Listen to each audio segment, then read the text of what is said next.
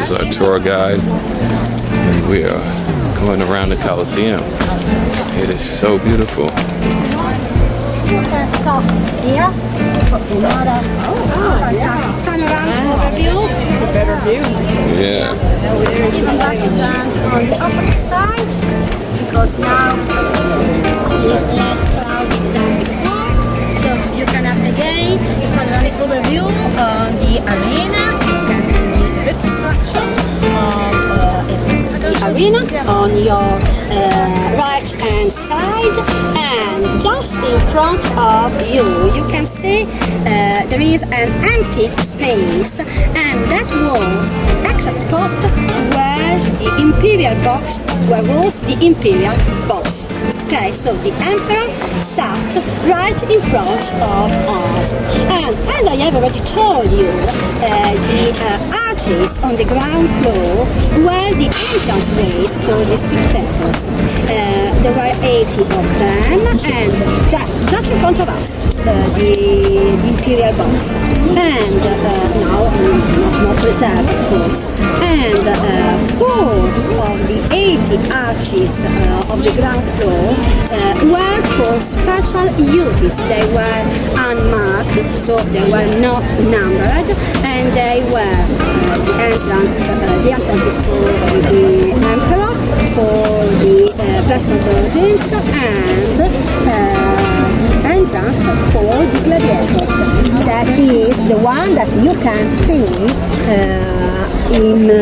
here on the left, and it was called the Porta Triumphalis. So imagine that the gladiator entered throughout that gateway in a procession, in a parade. So there were gladiators, of course, but also acrobats and musicians, magistrates, and also statues representing gods that were carried on litters. And on the opposite side, over there, there was the gate known as the Gate of the Dead, because the corpses of the dead gladiator were carried out by slaves and servants throughout that gateway. Okay? Now, if you want, you can go. Just right in front of us. Right there. Yeah, right there. Okay. That was the position of the imperial box, and there is also an underground tunnel which allowed the emperor to enter the Flavian amphitheater in a protected way, let's say so. Okay, and sometimes he entered officially through the main door. Other times he entered walking in this underground corridor, okay, that has been partially excavated by archaeologists some years ago, and it is not possible to visit, to enter, but we know for sure that it is still well preserved. Now, let's go.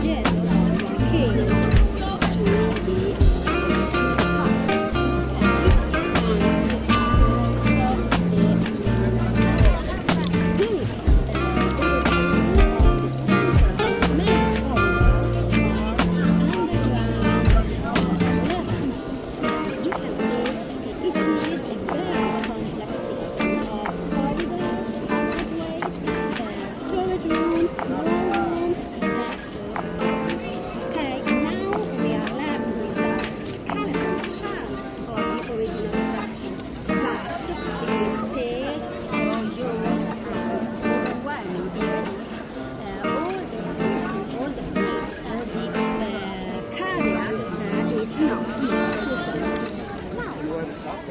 Oh, I can do it.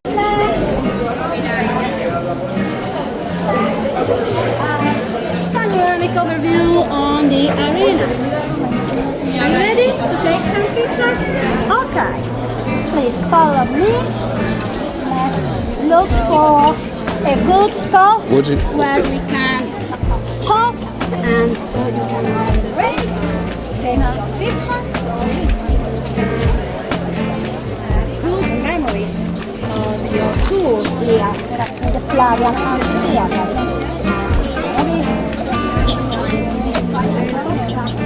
Maybe better.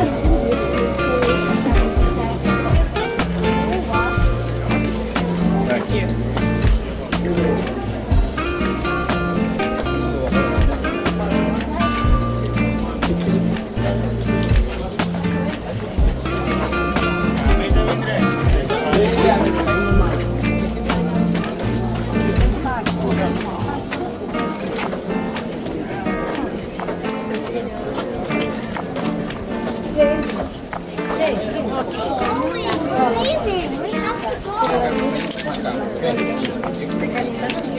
They were not visible. They were completely covered by the arena floor. And as you can see, a small portion of the arena has been reconstructed just some years ago to give the people the sense of what the arena was in the past. And they have also made a reconstruction of one of the more or less 80 trapdoors that in the past punctuated the arena right in front of us. Can you see? Okay, the reconstruction of the trapdoor right in front of me. Okay, and beneath the trapdoor there is also a very well done reconstruction of the elevator, so we can have a sense of the technology of ancient Roman engineers. And now you can also see a small portion of the cavea, so the very first rows reconstructed in wood, but they were originally made out of marble, as I have already told you. Okay, so the undergrounds were completely invisible for the audience. Okay, and now let's keep on walking. Wild, exotic, fearsome animals. Sometimes the spectacles were just parades, but most of the times they were venaciones, another Latin word.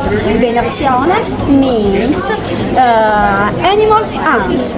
Okay, so there were men, hunters, who were trained to hunt and to kill these wild and exotic animals.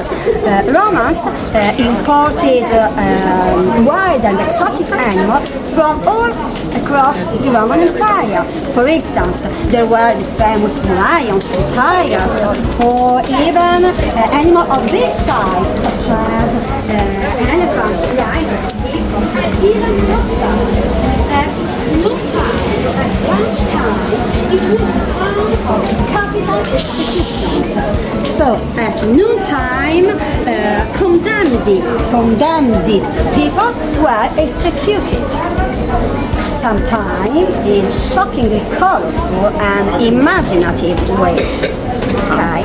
And the most remarkable thing is that these public executions were at midday. So imagine that all the spectators were sitting all around, and while enjoying their meal, they watched these gruesome, cruel spectacles, which even included people being burnt alive, people tied at the stake and torn apart by wild animals. As you can imagine, in these public executions, there was no chance for reprieve. The poor condemned had to be killed. Okay? And in the afternoon, it was finally the time of the gladiatorial fights. Okay, these mosaics you can see, this mosaic is in North Africa, and you see feline showing the face of this man tied at the board. So, no sword, no weapon to defense. Okay, and in the afternoon, the gladiatorial combats. Okay, who were the gladiators? Most of them were war prisoners and slaves, and the name, the word gladiator, derives from the Latin word, another one, I can't count them anymore, from the Latin word, okay, thank you, okay, for real, okay, the Latin word gladius. The gladius was a short sword, the typical sword of a population who lived in the southern and that the Roman conquered during the Republican period. This population was the population of Samnites. So, from the word gladius, the name gladiator. Okay, there were many different types of gladiator, and most of them, as I have already told, were war prisoners or slaves. But there were also free-born citizens who decided to sign a contract to enter a gladiatorial school in the hope of winning glory and prize money. Most of these freelance warriors were outcasts, desperate men. But there were also knights or ex-soldiers skilled in fighting, or even senators, Roman senators, eager to demonstrate their warrior pedigree and to gain favor with women, because you know the gladiators were celebrities in ancient Roman times as our sports heroes, okay, and they soon became idolized by Roman women. And you won't believe it, but there were also fightings involving female gladiators, so also the women could fight in the arena. There were different types of gladiators. Most of them wore heavy equipment, more or less 40 pounds, so giving bout in the arena couldn't last so long, you can understand, okay? And just one type of gladiator did not use heavy weaponry, and he was the Retiarius, a Latin word that we can translate as the netman. As you can see, the Retiarius, the netman, fought with a net, a weighted net, and with a trident. He had just this metal plug to protect the left part of his body, especially the throat, the neck, okay? And he tried to entangle, to ensnare his opponent and then to stab him with his trident, okay? And the gladiators usually fought in pairs, fixed pairs, and the Retiarios typically fought against this other type of gladiator, the Murmillo. Murmillo is the Latin name of a fish, and in fact, as you can see, he wore a high helmet with a high crest, a crest like the crest of a fish. So it was as if the netman was fishing his prey, and sometimes the netman won, but other times the fish was the winner. Okay, and just some of the fightings were fights to the death. So they ended only when one of the two opponents died, okay, was killed by the other. But most of the gladiatorial combats were not fights to the death, because it was very expensive to train and to feed a gladiator. So during the imperial times, most of the gladiatorial combats were not fights to the death. So there was for the defeated gladiator chance to ask for reprieve. So when a defeated gladiator was not more able to fight, decided to ask for reprieve, he had to do this sign: kneel down and raise his left arm with the forefinger up. At this point, the crowd could step in and voice their interest if the life of the defeated gladiator had to be spared or if he had to be killed. Okay, and we have seen in many Hollywood movies this gesture: thumb up, thumb down, thumb up. The life of the gladiator was spared, thumb down. The defeated gladiator had to be killed, but not quite. Scholars are still debating about this subject, but we know for sure that the execution sign was with a turned thumb, pollice verso, but we are not exactly sure of which angle the thumb was turned. Okay, and to make a long story short, nowadays scholars say that thumb up probably meant that the winner gladiator had to get out his knife or his sword and to cut the throat of the defeated gladiator. So thumb up, the defeated gladiator had to be killed. On the contrary, a thumb held horizontally or maybe inside the hand would probably mean that the winner gladiator had to sheath the sword, to put away the sword, and so the life of the defeated gladiator had to be spared, so he was saved. Okay, so thumb up, thumb down is probably fake news. Okay, thumb up, yeah, probably meant the exact contrary. Okay, not life spared, but kill him.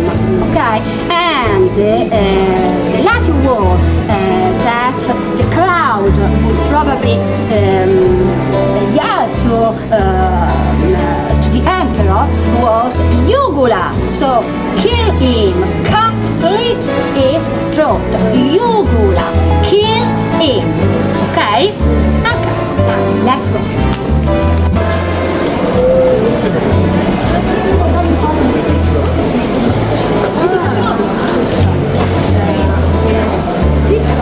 Is that Emperor Vespasian built the amphitheater as a gift for the Roman people, and money which was paid for the building of the amphitheater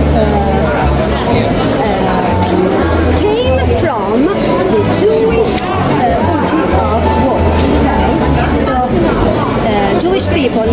actually built actually the Flavian amphitheater. But I also paid Yeah. for the Flavian amphitheater. Okay. Here I am, green flag, because I want to show you main building material that ancient Romans used to build the Flavian amphitheater. Most of the structure is made out of this white limestone, the travertine, that is a local limestone, one of the most important building material since antiquity until nowadays. We still use travertine. Okay? For instance, when you walk on the sidewalks, look at the edges of the sidewalks. They are made out of this stone, travertine. Okay? It's very, very important. And as you can see, in between the blocks, there are so many holes. Not just in this pillar. All pillars are these holes. Why? Because Romans did not use mortar to keep the blocks together. Instead, they used iron clamps to keep the block together. An estimated 300 tons of iron clamps were used to keep the travertine blocks of the Flavian amphitheater together. Okay. But after the fall of the Roman Empire, these iron clamps were pilfered, were taken away in order to reuse, to recycle the metal to make new objects, as well as for the gigantic Hilda bronze statue that once stood next to the Flavian amphitheater. Now, we are left with all these holes, but as you can see, the structure of the Flavian amphitheater still stands perfectly. So you can understand that the Romans built the building to last. Okay, they were very skilled in engineering works. Okay, now. No one is here? Okay, perfect. Now. So, as I have already told to the others before we met, okay, the building works started in 72 AD, and it took less than 10 years to build this giant and imposing amphitheater. So it was inaugurated in year 80 AD, and with 100 days of unforgettable games under the rule of the son of the Emperor Vespasian. He didn't live enough to see the amphitheater completed. Son inaugurated it with unforgettable games. During these games, more than 5,000 wild and exotic animals were killed, and also more or less 4,000 men were killed too. And it was possible to build such an imposing amphitheater in a few years thanks to the use of thousands and thousands of slaves, Jewish slaves, because probably you already know that Romans conquered Judea and destroyed the temple of Jerusalem with Emperor Vespasian and his son, General Titus, who later became emperor after the death of his father Vespasian. Okay? And when they came back in Rome after the war, they brought back with them thousands and thousands of war prisoners from Judea that they made into slaves that were put on work here in the Flavian amphitheater. They worked every day.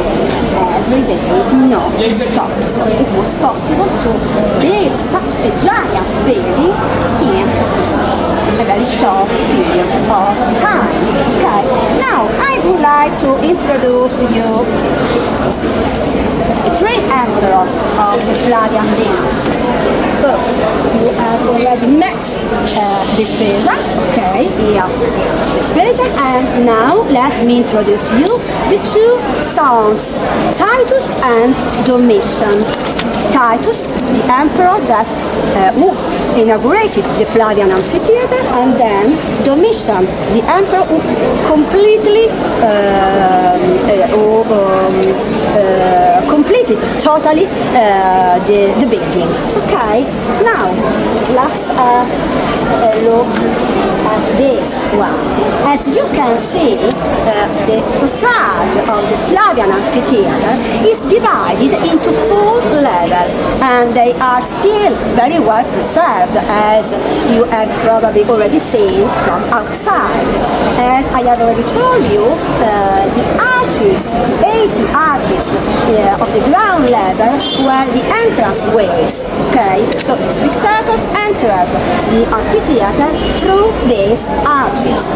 The arches on the second and third level were decorated, were enriched by statues. Now you see these arches are empty, but in the past we know for sure that they were embellished by marble statues representing gods, heroes, athletes, and so on.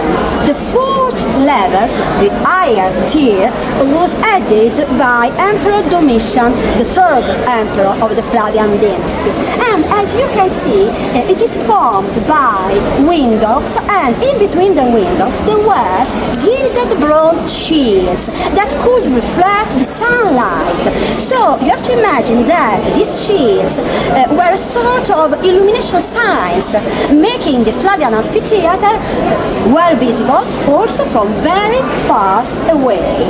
And now on the top of the Flavian amphitheater, as you can see, there were all around these planks, these wooden planks, these poles, and they were to support this great awning called in Latin velarium. Velarium is a Latin word meaning great awning, to protect the audience, the spectators, from the heat or from the sunlight. And as I have already told you, the official name of this building was Flavian Amphitheater, but the nickname, the one that we still use today, is Colosseum. And this nickname is not due to the colossal scale of the amphitheater. Imagine, 50 meters high, 189 meters long, and 156 meters wide. So colossal scale, no doubt. But the nickname is not due to the colossal scale, but to this giant gilded bronze statue that once stood nearby, as you can see, okay?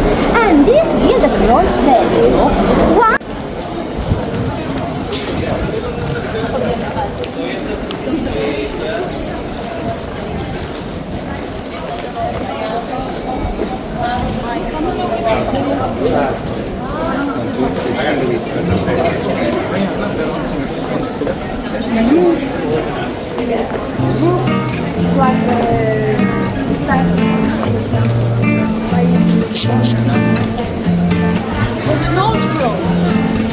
Maraming hindi mainit doon, magpupo tayo doon. Sige na, punta tayo sa taas. Pagkita natin sa atin mo.